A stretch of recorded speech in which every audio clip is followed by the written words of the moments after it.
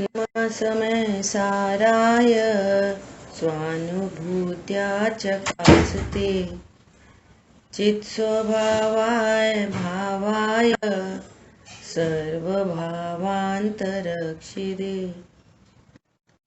वन्दितु सौवसिद्धे धूमचिन्मोमं पत्ते मोक्षामि समय पाहुड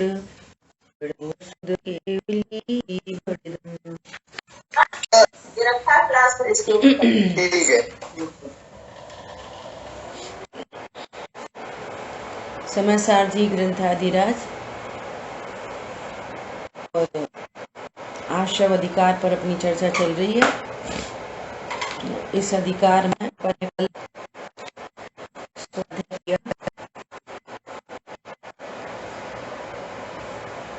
170 नंबर का था।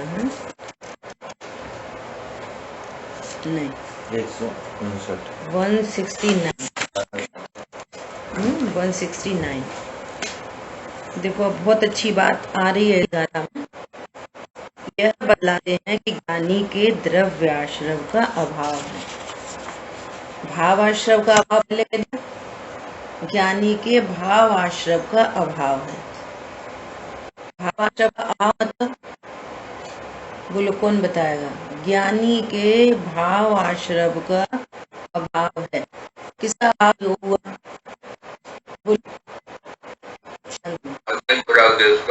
बहुत बढ़िया। अज्ञान मोह राग द्वेष का अभाव में मूल आश्रव मोह राग द्वेष को कहा गया है।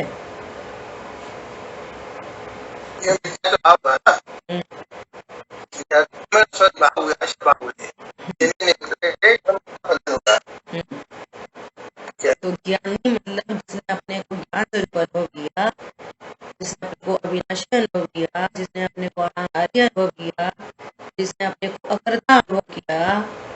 अब वो अपने को कर्ता नहीं देखता, वो अपने को भोजन करने वाला नहीं देखता, वो अपने को जन्मने मरने वाला नहीं देखता, वो अपने को लायक देखता है। तो कल चर्चा हुई थी कि अकर्ता को कर्ता देखना मोह है, और जहाँ मोह है वहां अनंतानुबंधी राग द्वेष है, आश्रव है, अनंतानुबंधी जाति और इसे अनंत संसार का अच्छा ज्ञान हुआ तो वहां मोह मिट गया, मोह अनंतानुबंधी राग द्वेष मिट गया। तो ज्ञानी के भाव आश्रव का अभाव है। किसका अभाव है? मोह राग द्वेष का अभाव है। कौन से राग द्वेष? अनंतानुबंधी राग द्वेष का अभाव है। अनंत संसार का हेतु नहीं होता। कोई जीव, मनुष्य गति का जीव मर के डायरेक्ट एक इंद्री पृथ्वी काय में चला जाए और एक इंद्री पृथ्वी काय में उसकी आयु 20,000 वर्ष की है। एक जीव पृथ्वी काय में 20,000 वर्ष रहता है, उसकी एक लाइफ स्पैन है 20,000 वर्ष की, उत्कृष्ट है ना। और फिर वहीं जन्मा वहीं मर गया, फिर वहीं जन्मा वहीं मर गया, ऐसे करके पूरा असंख्यात उत्सर्पणी अवसर्पणी काल वहीं रहा। एक उत्सर्पणी 10 कोड़ा कोड़ी सागर, एक अवसर्पणी 10 कोड़ा कोड़ी सागर। सागर मतलब गड्ढा और उसमें बाल भरे, और ऐसे कितने कोड़ा कोड़ी सागर, और कोड़ा कोड़ी सागर भी असंख्यात पृथ्वी का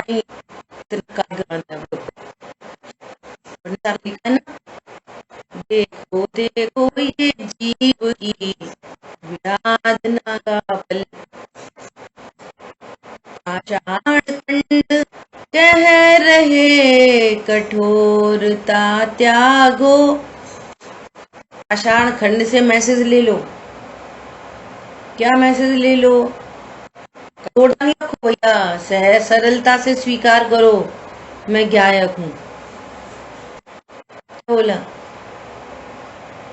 कुछ भी दे दो, कुछ भी खा लेते, कुछ भी बोलो, कुछ बोलो जवाब नहीं देते। बहुत सरल व्यक्ति है। जो अपने को ज्ञान स्वरूप भगवान आत्मा अनुभव नहीं करता वो बहुत कठोर है। यहाँ तो ये कठोर है, अपने निज जीव की विराधना का फल। भगवान समझा रहे हैं तुम ज्ञान स्वरूपी भगवान आत्मा हो, और मैं इतनी कठोरता की इस बात को स्वीकार करने तैयार नहीं है। ऐसा जीव एक इंद्री में जाके और पाषाण खंड बन जाता है। समझ में आ रही है बात? इसलिए अगर के अभ्यास से, के उल्लंघन से, है ना, इस वस्तु स्वरूप का निर्णय करो, मेरा क्या स्वरूप है, थोड़ा नहीं रखो, सरल भाव से स्वीकार करो। यही हित का मार्ग है, इसी से हित होता है, इसी से लाभ होता है। इस विश्व में अन्य कोई हित का मार्ग है ही नहीं। ऐसा सरल स्वभावी, है ना, सरल करिया जगत में भविजन को शिव गल। ये मोक्ष मार्ग भव्य जीवन को सरल है। जो अभव्य होंगे वे कहेंगे अरे बहुत कठिन है, बहुत कठिन है, कैसे जाना अपने को भगवान आत्मा, कैसे बोले तो थोड़ी हाथ में बजाएं तो फिर कैसे काम चले। बन जाए हो, बन जाए कि हो। भव्य जीवन भव्य है, शीघ्र शीघ्र सुखी होने वाले हैं, वे इस बात को सरलता से स्वीकार करेंगे। कह रहे हैं उन ज्ञानी धर्मात्मा जीवों को भाव आश्रव नहीं है, असंख्यात नारकी जीवों को आश्रव नहीं है। बोलो, विज्ञानी बन गए, असंख्यात नारकी घोर प्रतिकूलता के बीच में समय दृष्टि, स्वयं के असंख्यात त्रियंज, सम्यक दृष्टि, त्रियंज गति के जीव, बड़े बड़े मगरमच्छ, मेंढक, क्रोकोडाइल, सम्यक असंख्यात, अद्भुत बात है। और धरती की धरती पे 700 करोड़ मनुष्य सम्यक दृष्टि, थोड़ा नहीं, पूरा है जीवन। असंख्यात देव, इतने जीवन है ये धरती पे असमित है, इतने जीव सम्यक दृष्टि, तो उनको भावाश्रव नहीं है, जिनको भावाश्रव नहीं है उनको प्रभाश्रव नहीं है, ये बचा रही है ना। और सत्ता में जो पड़े हुए हैं वो कैसे हैं? मिट्टी के ढेर के समान। ठीक है, अब देखो टीका पढ़ते हैं, 169 नंबर गाथा की टीका। जो पहले अज्ञान से बंधे हुए मिथ्यात्व, अविरति, कषाय और योग रूप द्रव्य आश्रय भूत प्रत्यय हैं। अज्ञान दशा में सारे कर्म बंधे हैं, मिथ्यात्व, अविरति, प्रमाद, कषाय, योग, ज्ञान अवना, सब कर्म। तो ये जो बंधे हुए हैं ये कैसे हैं? द्रव्य आश्रय भूत प्रत्यय, वे अन्य द्रव्य स्वरूप प्रत्यय अचेतन परिणाम वाले हैं। वे कर्म कैसे होते हैं? अचेतन पुतल परिणाम वाले, अन्य द्रव्य स्वरूप है, मैं अमूर्त हूँ, जीव हूँ। और वे कैसे हैं? पुतल द्रव्य है, गल के स्कंद है, अचेतन है। तो ज्ञानी ने क्या किया? भेद विज्ञान किया। मैं कर्मों से बंधा हूँ, ये मोह है। क्या बोला? मैं कर्मों से बंधा हूँ, ये मोह है। और मैं अबद्ध अस्पष्ट हूँ, ये आइडियोलॉजी है। क्यों? अमूर्त द्रव्य मूर्ति से कैसे बनेगा? तो भैया पूरा करणानुयोग झूठा पड़ जाएगा। तो सब जगह जगह लिखा है जीव ने कर्म बांधे, कर्म बांधे, कर्मों से बंधा है। तो कर्म से बंधे का अर्थ क्या है? कि घनिष्ठ निमित्त नैमित्त संबंध। क्या बोला? कैसे रहस्य भरे हैं, इसको कहते हैं रहस्य का ज्ञान। तू का यहाँ रहस्य क्या, एकदम तो धूल मोटी मोटी बुद्धि से सुन लिया क्या ये अपन को कर्म बंधे। तो कर्म बंधे हैं, अपन को कर्म बंधे हैं। देखो पता नहीं कौन सा कर्म का उदय कब कर्म कब उदय भाई बहुत कर्म बंधे। इसका अर्थ ये है कि बहुत कर्म बंधे हैं, इसकी हस्ती और अन्य कोई मुझे दुख देगा इसकी नास्ती हो गई। इस बात में क्या बोला सुनना सब लोग ध्यान से। ये मोटी बुद्धि से एकदम स्थूल सुनते चले आ रहे हैं भैया कर्म बनते हैं, जीव को कर्म बंधे हैं, कर्म बंधे हैं। तो कर्म बंधे का अर्थ क्या है कि कोई परद्रव्य सुख दुख नहीं देता, इसका अर्थ ये निकला। तो अब हम क्या करते हैं, कर्म बंधे हैं ये भी मान रहे हैं और मेरी पत्नी खराब है, मेरे पति खराब है, मेरे बच्चे खराब है, मेरे वो खराब है। तो कर्म बंधे का अर्थ ही समझ में नहीं आया। कर्म भी बंधे हैं और दूसरे लोग हैरान परेशान करते हैं या तू हैरान है अपने कर्मों से, कोई तुझे हैरान नहीं करता। सीता जी हैरान हुई अपने कर्मों से, रामचंद्र जी सुख नहीं देते। सीता जी को जंगल में किसने निकाला ना भैया,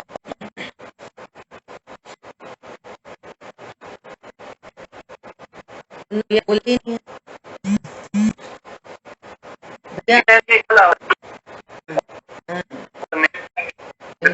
उनके कर्म का उदय था, व्यवस्था उनके ही कर्म का उदय था, है ना। उनने पूर्व में कर्म बांधा, उसका उदय आया था। ये एक अपेक्षा हुई, जीव कर्म से बंधा है और जीव को कर्म उदय में आना। ये बताइए कोई दूसरी बात है ना। जब आप कर्म के उदय का, भैया जाने कौन से कर्म का उदय है, हमारी तो बहू बहुत खराब है। अरे कर्म का उदय क्या है, बहू खराब है, गड़ू। कर्म का उदय है मतलब बहू का दोष नहीं, बच्चों का दोष नहीं, पत्नी का दोष, बस उसका उदय। ठीक है, बहू कौन है, याद रहता जीव, तेरे कर्म का उदय।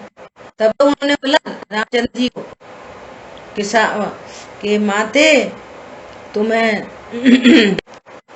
राजा साहब से कुछ कहना है तो उन्होंने आपको छोड़ने की आदत थी। तो सीता ने क्या कहा कि लोकापवाद से सीता को छोड़ दिया, वो तो मेरे ही पाप उदय है, परंतु उनको कहना कि वे धर्म को न छोड़ दें। उनको रामचंद्र जी दोषी दिख रहे है ना, जो अपने कर्म के उदय का जो विचार करते हैं उनको परद्रव्य दोषी नहीं दिखता,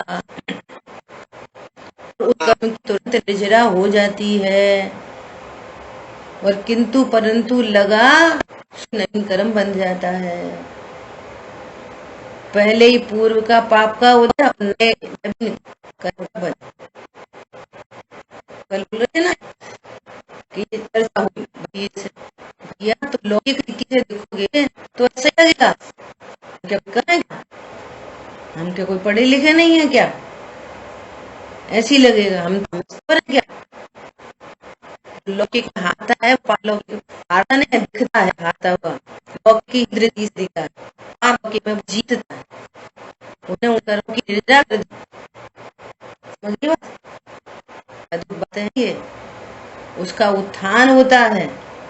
लौकिक में भैया कह लो जो कहना, अरे मैं तो ज्ञाता स्वरूप हूँ। समझ आ रही बात, तू जीव कर्म से बंधा है, उसका ये मीनिंग है कर्मों से बंधा है। नंबर एक अस्थि, और पत्नी से नहीं बंधा, बच्चों से नहीं बंधा, दुकान से नहीं बंधा, मकान से नहीं बंधा, की कर्म का उदय आया अनुकूल प्रतिकूल दुख में हेतु बनेगा, पर द्रव्य सुख दुख में हेतु नहीं होते। इसका अर्थ है आपने कर्म में बंधा माना। समझ आ रही बात।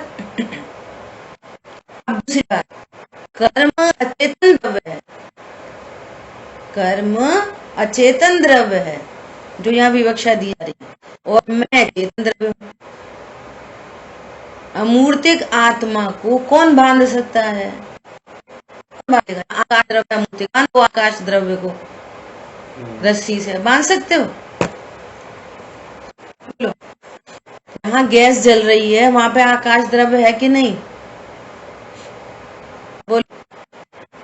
है। तो आकाश द्रव्य जल जाता कि जल जाता? उसे गैस देखते चल पड़ गए गैस जल रही है। बोलो। आकाश द्रव्य जल सकता है?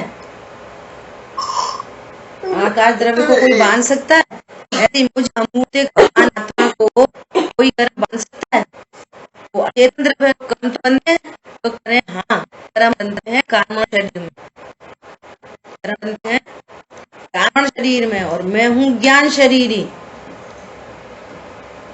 नंबर दूसरी बस शुरू है। अब नंबर तीसरी बात कि जब कर्म का उदय आता है तो उस कर्म का उदय है खाली दो भगवान आत्मा में कुछ नहीं कर सकता अनादि अनंत।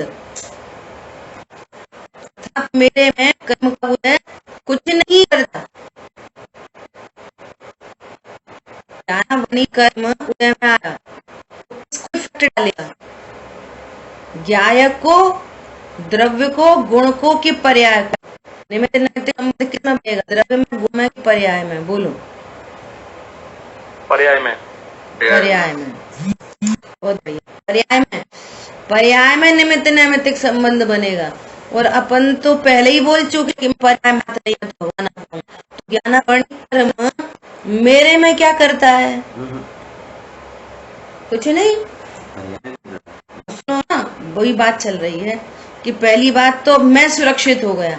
ज्ञानावनी कर्म का उदय पर्याय में हीना दिखता होगी, परंतु मेरे में कुछ नहीं करता। नहीं ऐसे थोड़ी पर्याय अपनी है, अपनी है, पर्याय तो अपनी है, अपनी है। तो सुनो, पर्याय अपनी कैसे है कि उस पर्याय की योग्यता उत्पन्न होने की और उधर कर्म का उदय निमित्त। कोई कर्म पर्याय में बलात् करके ज्ञान को हीनादित नहीं करता। इसका अर्थ है निमित्त नैमित्तिक संबंध है। चारित्र मोहिनी कर्म का उदय और इधर चारित्र गुण की विकारी पर्याय तीव्र उदय, चारित्र मोहिनी कर्म का तीव्र उदय, और इधर जीव की चारित्र गुण की तीव्र विकारी पर्याय तीव्र खुद। तो तीव्र खुद उत्पन्न हुआ नेपाल योग्यता से, और वहां पर उस कर्म का उदय निमित्त। कोई कर्म का उदय जीव की पर्याय में बलात् करके क्रोध नहीं करा सकता। समझ आ रही है? निमित्त नैतिक संबंध मतलब कर्ता कर्म संबंध नहीं है। निमित्त नैतिक संबंध का क्या हुआ? कर्ता कर्म संबंध नहीं है। समझ आ रही बात? वो जबरदस्ती करा, तो फिर निमित्त नैमित्तिक संबंध कैसे बनता है कि जब ज्ञान अपने को भगवान आत्मा नहीं जानता तो मोह से जो सामग्री प्राप्त हुई, जो भाव उत्पन्न हुए, उनका करता जाता है। बस ज्ञानी मतलब जो अपने को ज्ञान स्वरूप जानते हैं, जो अपने को संयोग वाला नहीं जानते, जो अपने को शरीर नहीं जानते, जो अपने को कर्म से बंधा नहीं जानते, जो अपने को कषाय रूप नहीं जानते। कर्म का उदय आता है, वे अपने को क्या भगवान जानते हैं, तो उससे इफेक्टेड नहीं होते, निरादेश नहीं होता, मोह नहीं होता, तो कर्म की निर्जरा हो जाती है, नवीन कर्म नहीं। समझ में गई? 3 फैक्ट हो गए कर्मों के बारे में, पूरा स्यादवाद। इस अपेक्षा से क्या कथन किया जा रहा है और उसका भावार्थ क्या है? बंधा कह रहे हैं तो उसका रिजल्ट क्या है, उसका भावार्थ क्या है? और नहीं बंधा कह रहे हैं तो उसका भावार्थ क्या है? और निमित्त नैमित्तिक संबंध कह रहे हैं तो उसका भावार्थ क्या? लिखो, ऐसे रखी करो। जीव और कर्म के बारे में संबंध की चर्चा, 3 पॉइंट लिखो ना, और उन तीनों पॉइंट्स का रिजल्ट लिखो, इसका भावार्थ क्या हुआ, इसे हमें क्या समझना चाहिए, निमित्त नैमित्तिक संबंध क्या समझना चाहिए। ज्ञानावनी कर्म मेरा क्या करता है? बोलो। घाती कर्म घाती कर्म उसे कहते हैं जो मेरा घात नहीं कर सकते। निमित्त नैमित्तिक संबंध से परिभाषा कैसी बनी है? घाती कर्म उसे कहते हैं जो आत्मा का घात करते हैं। परिभाषाओं के रहस्य भी पता चलेंगे, वो बार बोल रहा है का विशेष है। घाती कर्म की परिभाषा क्या है? घाती अघाती। अघाती कर्म किसे कहते हैं? जो आत्मा का घात नहीं करते, संयोग में बोलते हैं। घाती कर्म किसे कहते हैं? कि जो आत्मा का घात करते हैं। और कर्म तो अनादि से बंधे हैं। आत्मा का घात होते होते कितनी आत्मा रह गई होगी? आधी चौथाई। बोलो, अनादि कार्य कर्म बंधे तो अनादि से आत्मा का घात हो रहा कि नहीं हो रहा? बोलिए, नहीं हो रहा?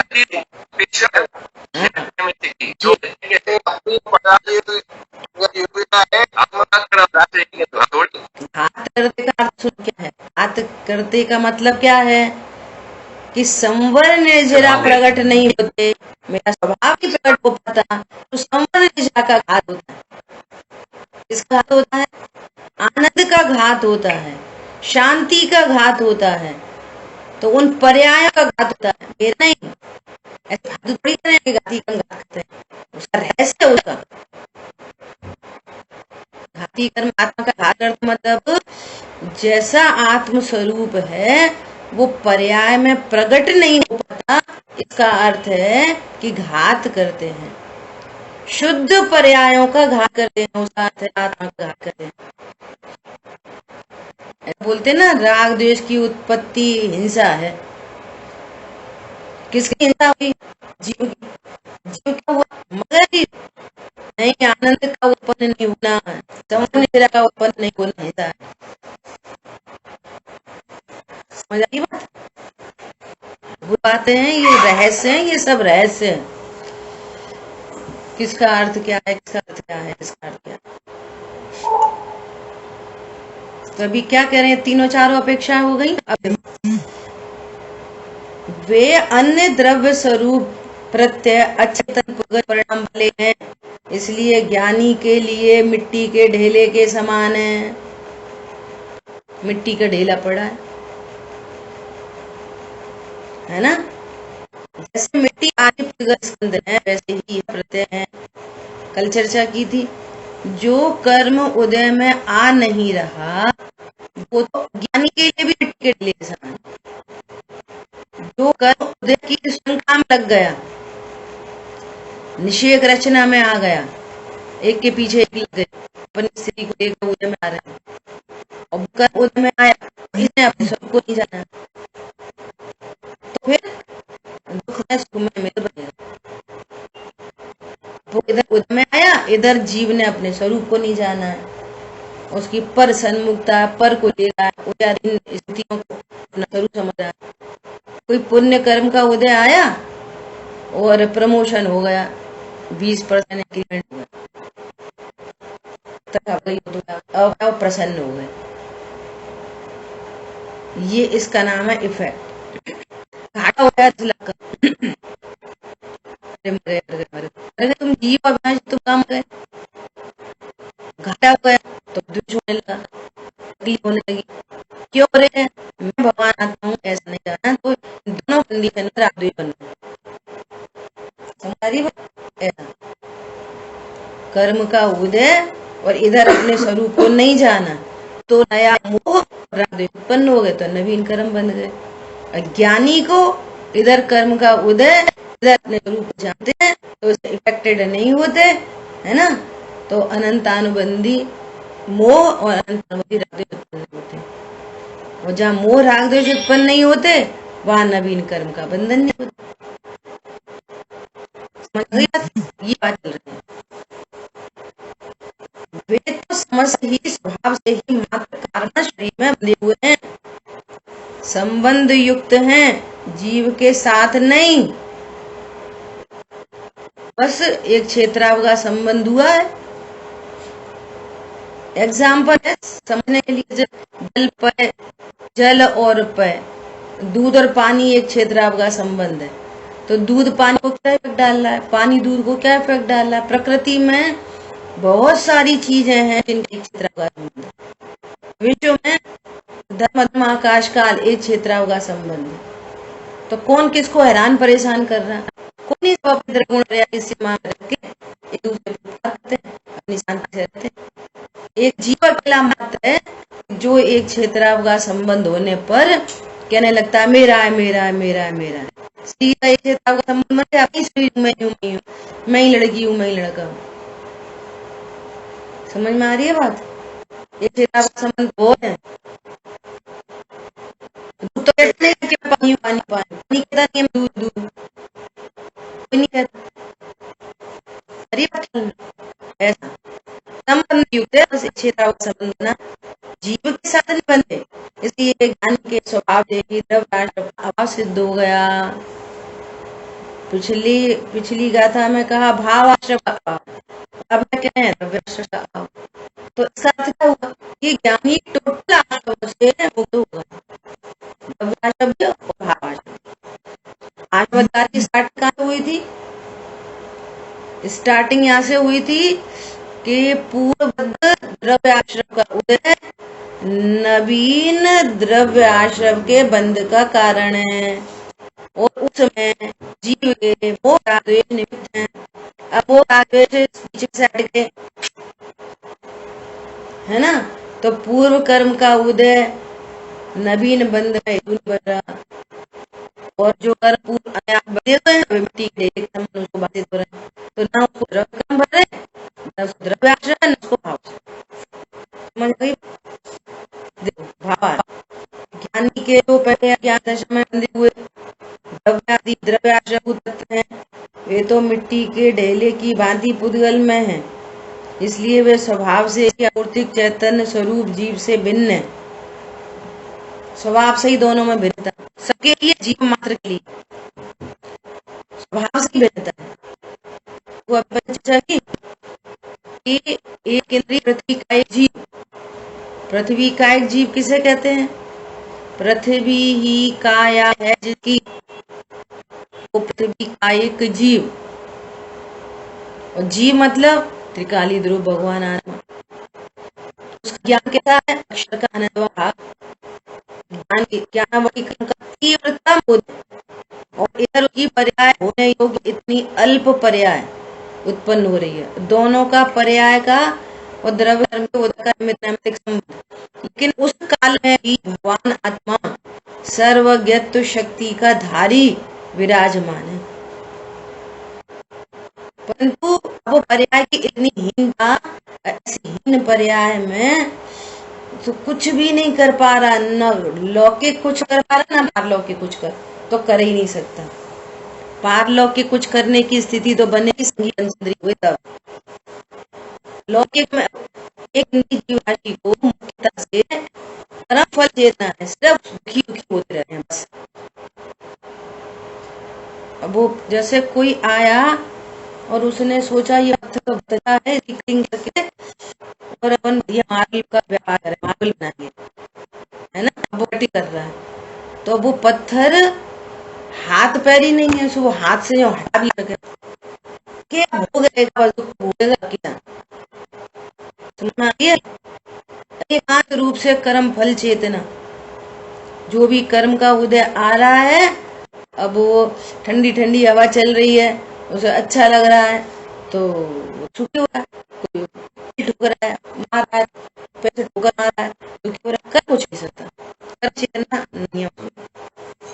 ज्ञान है अक्षर का अनंत भाग, ऐसी स्थिति बन जाती है। पर्यायगत योग्यता ऐसी बन जाती है।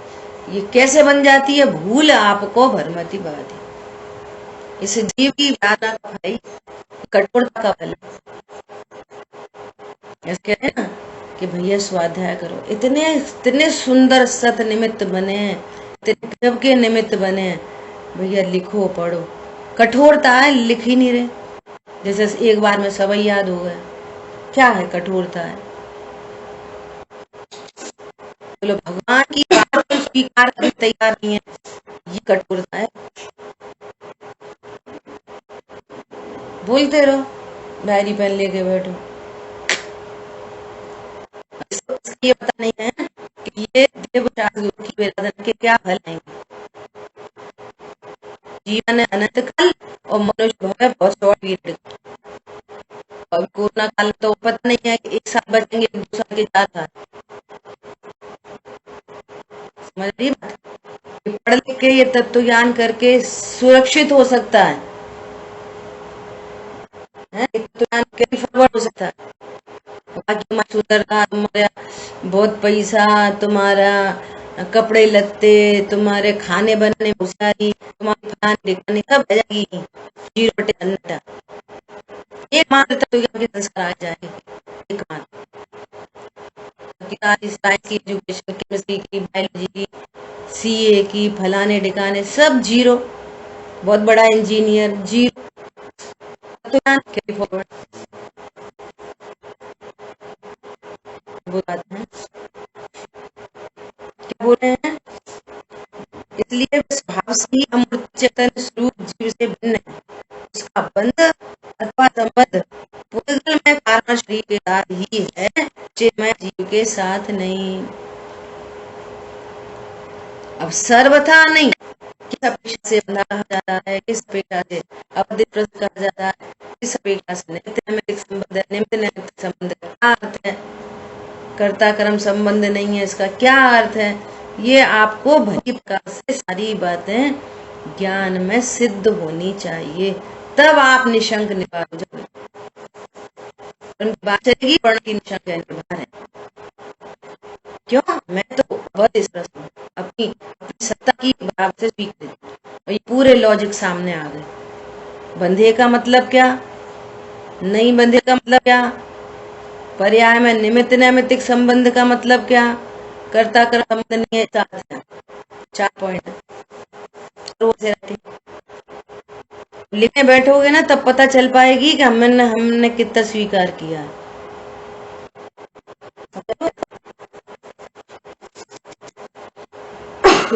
और ज्ञान कितना स्पष्ट हो रहा है ये आपको पता चलेगा। बताता है बात कहते हैं तो वीर सागर जी भाई साहब ने ज्ञान की महिमा और अज्ञान की महिमा उन्होंने लिखने को बोला। तो फिर रात को स्वाध्याय से आके फिर रूम पे आके लिखा 3 पॉइंट आ रहे, 3 पॉइंट, इतने पॉइंट 2-3 पेज लिखे। सो रहे तब सोच में हाँ ये पूछता है, फिर अंधेरे में ही उसके हिंट लिख लिया अंधेरे में।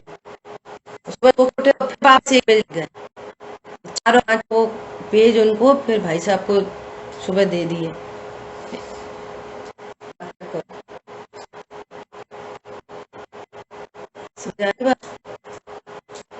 बेस्ट स्टूडेंट होना चाहिए, उससे फायदा किसको होता है, अपने को। वो भी खुश हो रहे, उसमें 2 गलतियां थी, कुछ स्पेलिंग मिस्टेक थी, वो सीखने मिला उनसे। बोले हमने तो पढ़ा था, वो बोले सबसे पहले तो लैपटॉप में टाइटल लिखो। हमने तो सबसे ऊपर लिख दिया जिनेंद्र और नीचे चालू कर दिया लिखना। उन्होंने बोला इसको लिखो क्या कि आप क्या निबंध लिख रहे हो, निबंध का टॉपिक लिखो, ज्ञान की महिमा और अज्ञान की। ऐसा उन्होंने लिखा। टोडर जी ने कहा है कि, और फिर फुल स्टॉप लगा दिया, फिर आगे वो तो जहाँ की लिखा होता वहाँ फुल स्टॉप नहीं लगाया था। ऐसे व्याकरण की आगे देखो ये सोचना कि छोटी मोटी अध्यात्म की बात कर रहे हैं। ये बोले नहीं, जब आप लिख के दोगे ना आपकी क्वालिटी पता चलती है, आपकी क्वालिटी डेवलप होगी, हर से क्वालिटी सर्वांग डेवलपमेंट, सर्वांगीण डेवलपमेंट जीवन के। बस कितने लोग लिखेंगे ये पूरा ऐसे राइटिंग, कितने लोग करेंगे शांतनु?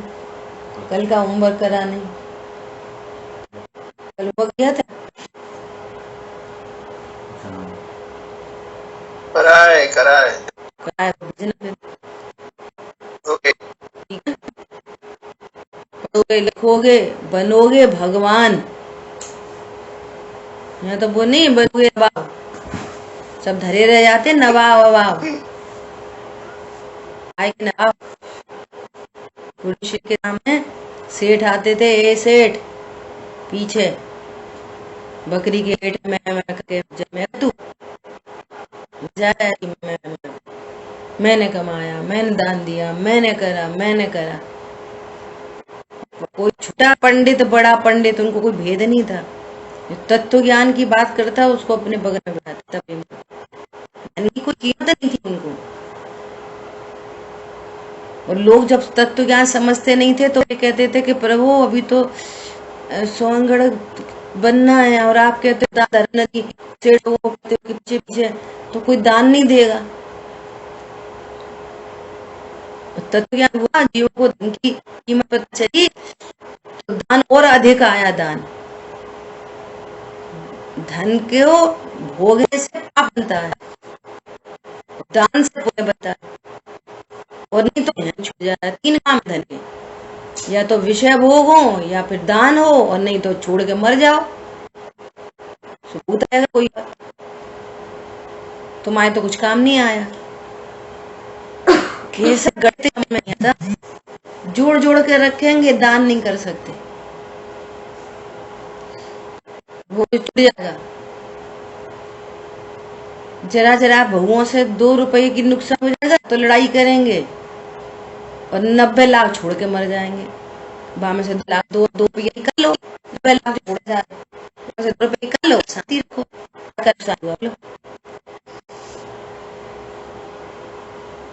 ये आर्ट ऑफ लिविंग आएगी यहाँ स्वाध्याय से जीव जी की लाती है, बहुत गजब की।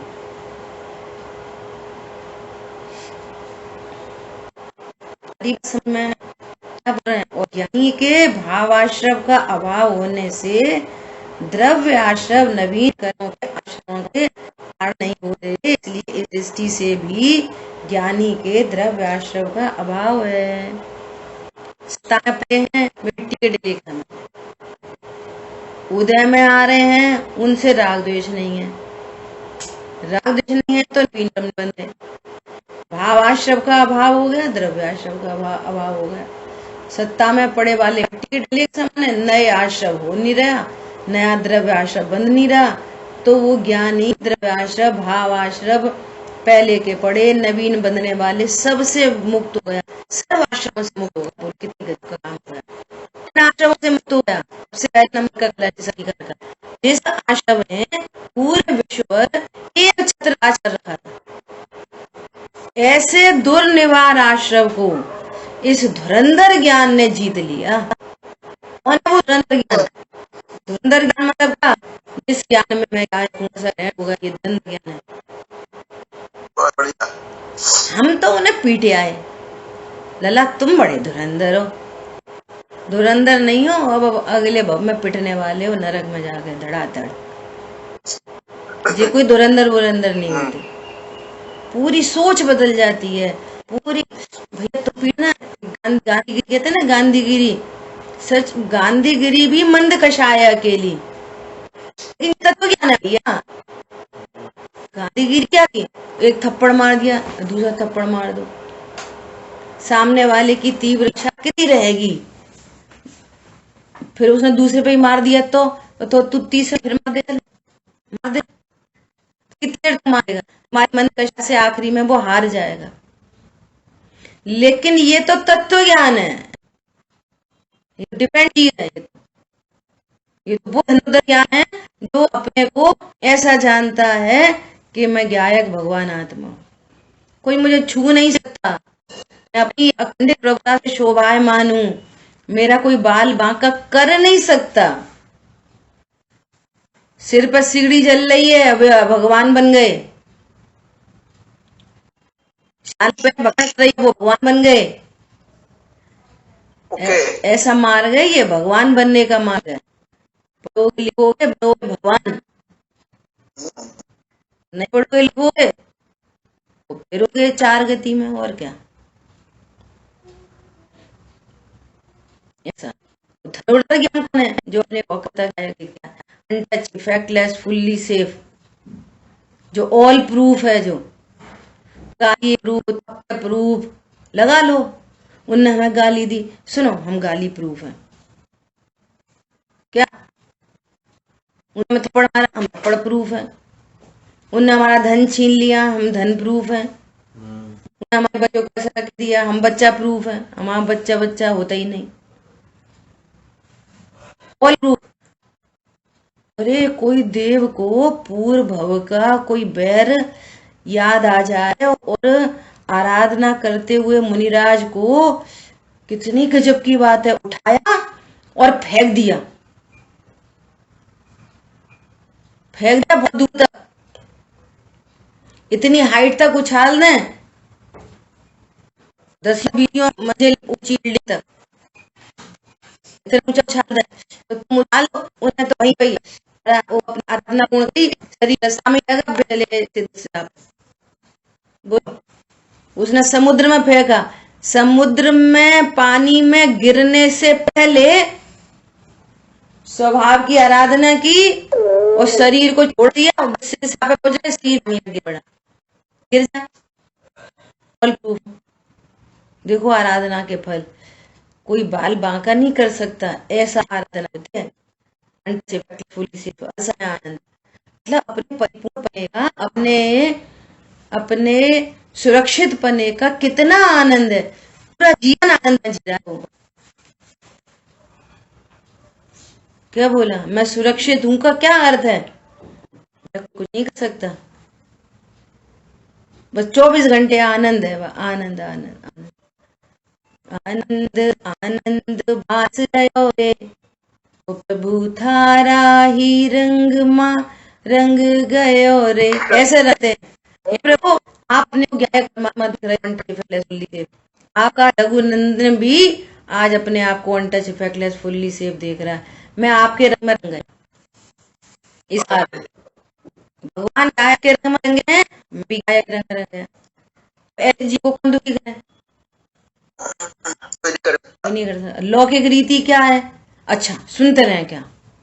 अच्छा वो हमारे साथ ऐसा करते हैं, हम करते रहे क्या? बेटा करना पड़ेगा जब तक कर्म का उदय है, तब तक। कब तक सहन करें? जितने कर्म बांध होते करो सहन, और नवीन और बांध रहे हो तो फिर और करना। अभी तो मनुष्य भव मिला है, फिर छिपकली और कॉकरोच खींचेगा पकड़ कर, छिपकली खींचेगा पकड़ कर, फिर सांप खींचेंगे, लड़ाई करेंगे, फिर कुत्ता बिल्ली लड़ेंगे, फिर नरक में लड़ेंगे, तब क्या करोगे? समझ में आ रही है बात? इसलिए बहुत सुंदर अवसर है, हर प्रकार से इस सुंदर अवसर को कैश करना चाहिए।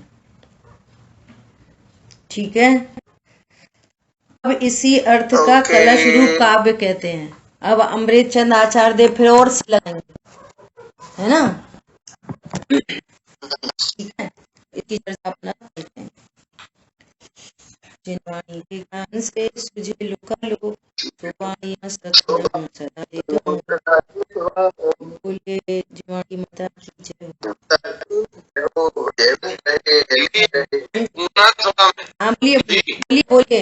बोलिए ये कह रहे हैं, जो निमित्त नैमित्तिक होता है अपने पर्याय के स्वरूप का पर्यायों में होता है निमित्त नैमित्तिक संबंध, और वो क्या घात कर्म संबंध जगत अपनी भी पर्याय अपनी योग्यता से होती है, तो घात कैसे करता है? उसको हो नहीं पता है कि हमको डाउट आता है। तो क्या प्रश्न है आपका? क्योंकि पर्याय की अपनी योग्यता है, तो फिर घात क्या करता है? कि केवल कथन है, हमको अपना स्वरूप समझना चाहिए। इससे आपको ये मैसेज मिलता है, ये कथन है ना कि जब तक कर्म का निमित्त नैमित्तिक संबंध पर्याय से बन रहा है ना, तो तब तक पर्याय में ऐसी हीना दिक्कत चलेगी। पर्याय में तो चली जाए कि वो एक इंद्रिय जीव है और पर्याय अति हीन है, लेकिन भगवान का तो बाल बाका नहीं करा, है ना? लेकिन पर्याय में कितनी ज्ञान की हीनता, वो कितनी कषाय की तीव्रता, तो फिर वो ज्ञान उस दुख को भोग रहा है ना, होने पर भी ये पर्याय की हीनता का